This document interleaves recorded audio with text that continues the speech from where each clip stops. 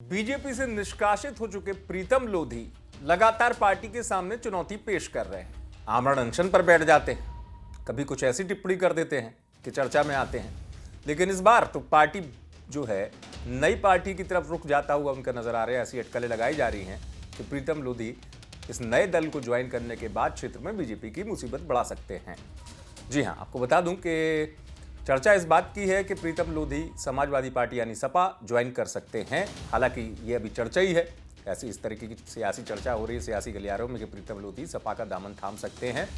और इसकी जो शुरुआत हुई चर्चा की वो इसलिए हुई कि हाल में प्रीतम लोधी ने आमरण अनशन किया था। तस्वीरें आपको नजर आ रही होगी। आमरण अनशन तोड़वाने के लिए सपा के वरिष्ठ नेता धर्मेंद्र यादव खुद पहुंचे थे, नजदीकी नजर आई थी।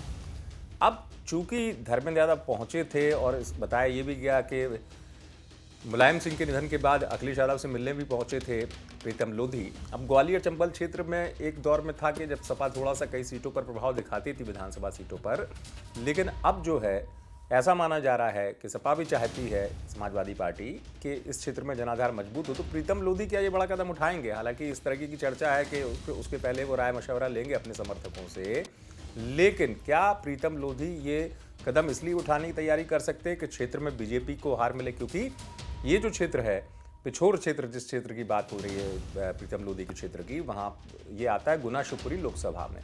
तो यहाँ की जो सियासत है उसके समीकरण बदलना चाहते हैं क्या प्रीतम लोधी ये बड़ा कदम उठा के, या बीजेपी के सामने फिर वही चुनौती पेश करना चाहते हैं क्योंकि पार्टी ने निष्कासित कर दिया था प्रीतम लोधी को? तो एक बार फिर प्रीतम लोधी के इस कदम को उठाने की जो चर्चा हो रही है, अटकलें जो इस बात की लग रही हैं कि प्रीतम लोधी सपा ज्वाइन कर सकते हैं, तो उस स्थिति में एक बार इसे भी दबाव बनाने की रणनीति के तौर पर देखा जा रहा है कि प्रीतम लोधी इस तरीके का कदम अगर उठाते हैं तो ये बीजेपी पर दबाव बनाने जैसा होगा। फिलहाल ये तो वक्त तय करेगा कि वो पार्टी ज्वाइन करते हैं कि नहीं करते, लेकिन हाँ, सियासी सरगर्मी जरूर बढ़ गई है। शिवपुरी से आप तक एक बार पहुंचाई हमारे संवाददाता प्रमोद भार्गव ने। आप देखते रहे एमपी तक।